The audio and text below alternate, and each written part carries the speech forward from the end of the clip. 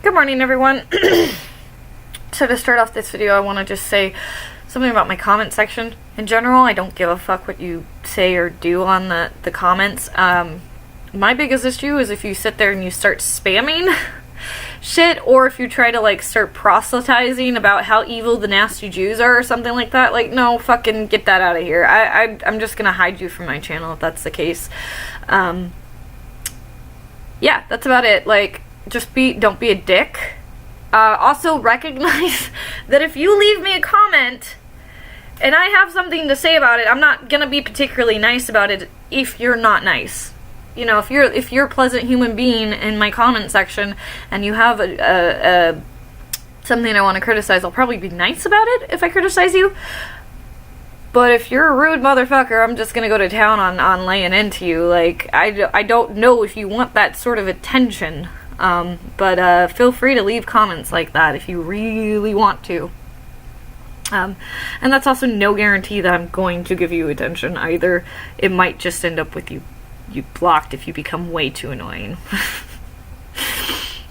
Okay, so what I really wanted to make this video on today is there is something I've been trying to understand about the teachings of Christ, and it's the line, "Render unto Caesar what is Caesar's," and this is something that Jesus says, and I think it was in response to, like, talking about, like, the tax collectors and stuff like that. And, you know, he was sent to earth, you know, in the whole context of the narrative, right? Regardless of whether or not you believe it. But he was sent to earth to save Israel, right? Or Jerusalem, or Judah, or whatever. The combination of the two. And, so his goal was not to save the entire world while he was on the planet Earth. Like, the aftershocks of his death and his followers and their testimonies and stuff like that afterwards spread worldwide, and that was amazing. But he was sent to save Judah and Israel. He was not sent to save the rest of the world, okay? So that's one thing. So to him, you know, maybe he did see the inherent corruption in the Roman society and stuff like that. And, you know, the Romans, the New Testament is highly critical of the Romans. You know, the Romans were the ones who crucified Jesus for doing nothing, essentially. So, I mean, yeah, but during his lifetime, I don't think that's the battle that Jesus wanted to fight. That was not the battle that he was going to be able to win. If he were to have spoken out against Rome at that time, he would have just immediately been executed. There would have been no trial. There would have been no Sanhedrin. There would have been no Pharisees and Sadducees. And you wouldn't have had a salvific savior. What you would have had was a dead man on a cross. And he would have been just like any other dead man on a cross. And so that was not a battle that you were going to win, and not one that you should try to win at that time. And I think that's what that's part of, at least. And so, you know, I think we can sort of apply this to our own lives. There's certain battles that are just too big for you to fight right now. I like this saying that my dad has, and I don't remember if it's an old German saying or an old military saying. It's one of the two, and it's, the difficult is done immediately and the impossible just takes a little longer. Meaning you can tackle the difficult right now, but the impossible, what you think is impossible, you just have to figure out a way to get there. And so some battles are too large to fight. As an individual man, you are not going to overthrow the Roman Empire in your lifetime. Not one man. Not even a group of people. If they had had a rebellion or something like that, they would not have gotten as far as they got. Like, they wouldn't have taken over the Roman Empire. That's what eventually happened. You know, forms of Christianity spread throughout the Roman Empire, and eventually it was used as a weapon to take over the Roman Empire. That's what happened in Christian history. And so maybe down the road, the battle that you really want to fight but it's too big for you right now, maybe down the road you'll have the strength and the army behind you to fight that battle, just not right now. And getting upset about things that you can't fix, that you can't fight right now, that's only going to bring you down. And so you need to focus on the task at hand, what you need to accomplish now in your life to just move forward, to just keep going. And if you do that, your everyday battles can make you victorious against, Satan or whatever evil negativity or just your lack of I give a fucks or whatever it is in your life that's going to bring you down to destruction. Because I almost think it's a good thing to view your negative habits as kind of the devil and your positive habits as kind of the divine or whatever, because that gives you a better narrative in your mind for fighting your bad habits or whatever. These habits will be that that will lead to your destruction. If you fight them, they become victories. And sometimes they're very small victories, but they can still be victories. Sometimes the victory is as small as doing the dishes or cleaning your room or drinking a bottle of water because you don't drink enough water. Whatever it is that makes you a better human being, that's an everyday victory that you can have.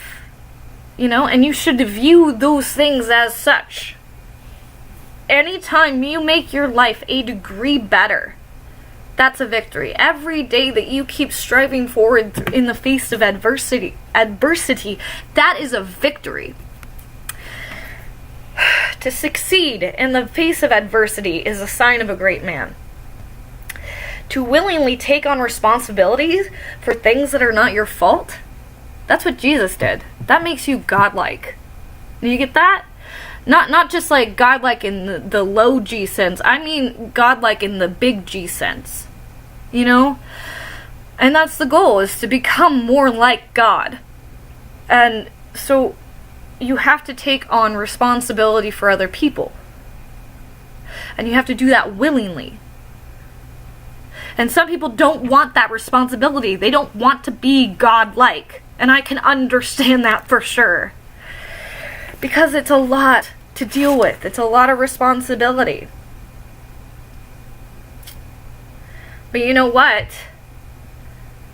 The moment you're free from that responsibility, once you've surpassed everything you've gone through and you make it through in some superhuman feat, it's like you come out the other side and you know where your boundaries are, you know where your structure is, you know where your strong points are, where your foundation is, you fix the cracks, you've ripped all the drywall out, you've replaced everything, you have a new home to live in for yourself. When you burn away everything else that is bullshit in the face of adversity, and by taking on responsibility that really shouldn't be yours. And usually that responsibility is thrust upon you.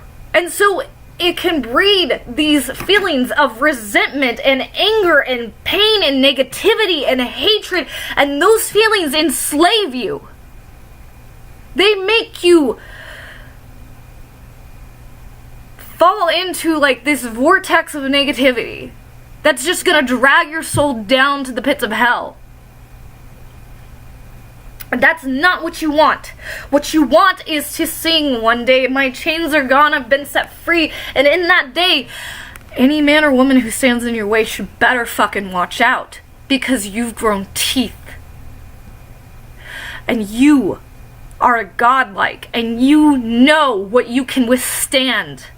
And you know the weakness in other people. That's what happens when you take on more than you can possibly handle and you do it anyway.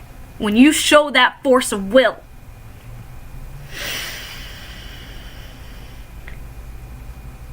And if someone stands in the way, you know what? They'll have to face the fury of God himself. Willingly take on the yoke of responsibility. And the fact is that as you do that, it becomes lighter by the favor of God. You know, and what I mean by that to somebody who doesn't believe in God is, you have something within yourself. Whatever it is, you need to rely on that to make your life better. You need to develop that to make your life better.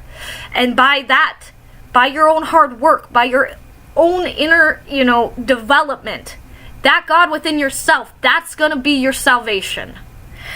And that's going to bring you favor, okay? I mean, if you cling to old pains and resentments, the burden that has been placed upon you will only grow heavier. And this is all a very psychological thing, It's the way that you view the world. And every time you let that burden get heavier because of your resentments and your pains that you're not letting go of, every time, the evil forces, your negativity, that vortex, that evil bitch, that devil, the Satan, whatever it is that you want to call it, it wins just a little more. And it really is a battle, It's a battle for your soul and how you're going to go out and try to live in the world. And the goal is to live forthrightly in the world, to be honest and open and be noble and loyal and responsible and a good leader and all those wonderful things. And every time you do that, you win. You win more every single time. Sometimes it's like you're an angel with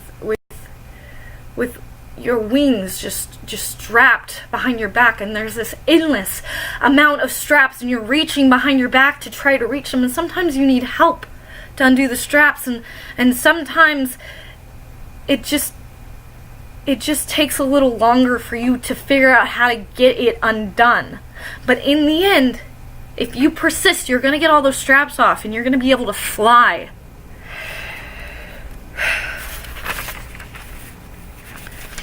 You're going to be set free. And, it's hard. It's hard to get to that point where you can actually stretch your wings and say, God damn it, I'm free. I'm finally fucking free. You just have to hold on to the little seed of faith that you have in your heart. And you have to nurture it and let it grow, because that's the only way out. That's the only way out of the path to destruction, is the path to light and the growth of faith in your heart. And, when you nurture that faith after you've been through something so difficult, when that faith reaches, that godlike stature that you've come through taking on responsibility, man, that will make you so powerful. Nothing will be able to touch you. And you just can't waste time pondering things that bring your soul down. Instead, you need to sit in the sun. You need to feel the grass beneath your feet. You need to think on the good things and be glad for the breath in your lungs. You need to open your eyes to this land of possibilities that we live in. Things are so vastly diverse, and there's so many things that you could possibly get into if you just explore and open yourself to the world. And so many positive things. It's not all nihilism and suffering. There is more to this than just the nihilism and suffering of the world. You have to open your eyes to hope, faith, and love.